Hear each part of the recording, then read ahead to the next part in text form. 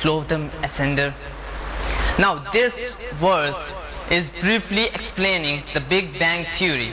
In the first part of this verse, it is saying that this whole universe was initially joined together as one unit of creation, as we have just discussed, that one big egg or one big bang. And this God Almighty is saying that we have separated the universe, and it is what in the formation within through these galaxies, stars, sun, and the earth. This is what described by the glorious Quran. Just imagine 1400 years ago in the deserts of Arabia, the book was appeared, and it is describing such profound established scientific fact which scientists were able to do just in recent times or in 20th century. Let's move forward to our next topic, and that is expanding universe. In 1925, it was Edwin Hubble, on the basis of his observations, he said that the galaxies in the space are going away from each other, so the universe is expanding. And so later on it became an established scientific fact. And let us see what the Quran has to say about the nature of the universe about 14 centuries ago. And it says, and by the way, let me describe you this picture. It will detail more in the expanding of universe.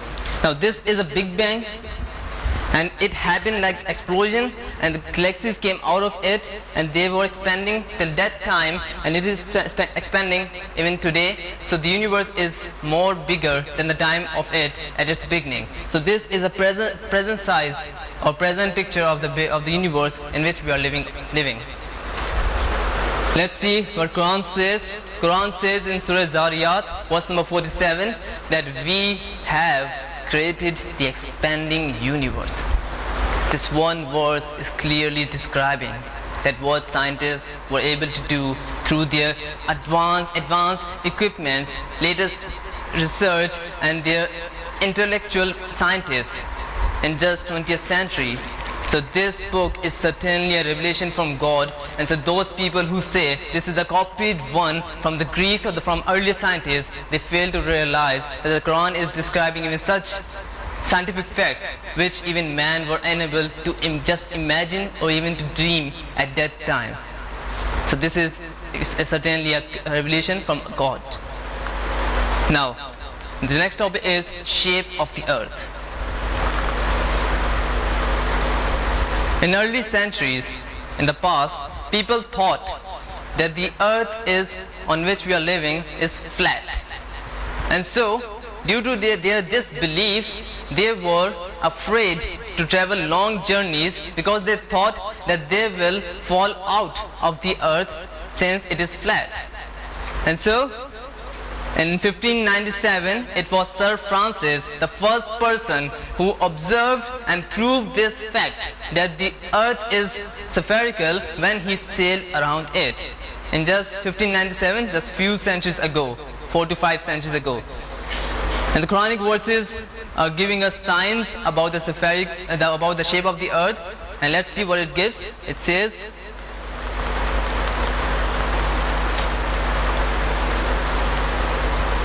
it says in Surah Luqman, verse number 29, that seest thou not that Allah merges night into day, and He merges day into night.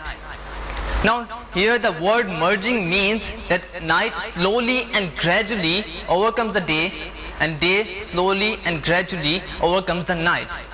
If we use our intelligence, this process can only be happened if the shape of the earth is spherical. If the shape of the earth would be flat, there would have been a sudden change from night to day and day to night. But this is actually not like that. We see on daily basis that the earth and that night and day slowly and gradually overcomes each other. And in another verse, in Surah Zumar, verse number 5, Quran says, He created the heavens and the earth in true proportions. He makes the night overlap the day. He makes the night overlap the day, and the day overlap the night. Now here again, overlapping means slowly and gradually coming of night and slowly and gradually going of the day. This process can again be happen if the shape of the earth is spherical and not that flat.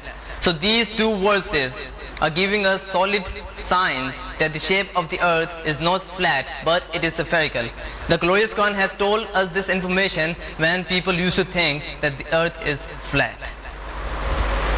And then later on, geologists told us that the shape of the earth is not like totally round like a ball, or it is not just like a clear no curve in it, but geologists, due to their advanced equipment and advanced technology, they came to know that the shape of the earth is geospherical, little curved like an oval or like the shape of an egg.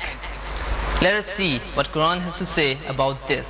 In Surah Naziyat, verse number 30, the Quran says, "And the earth, moreover, hath he made egg-shaped."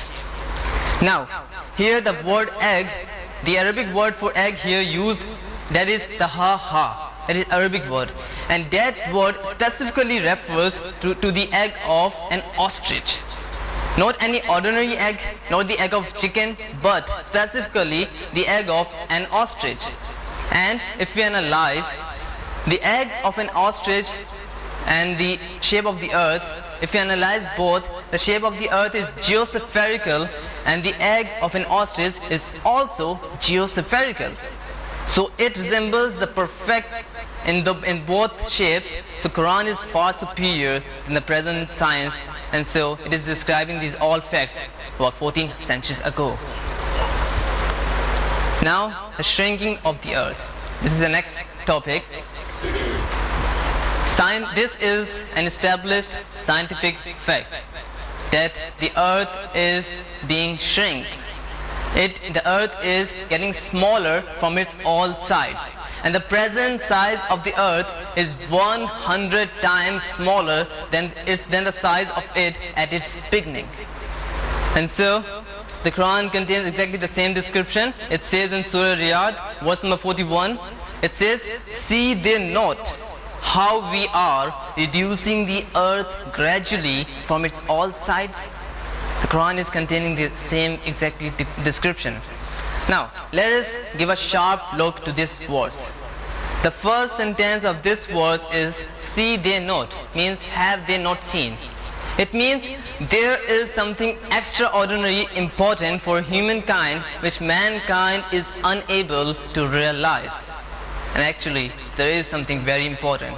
That is that this verse is giving a scientific proof of day of judgment, of doom.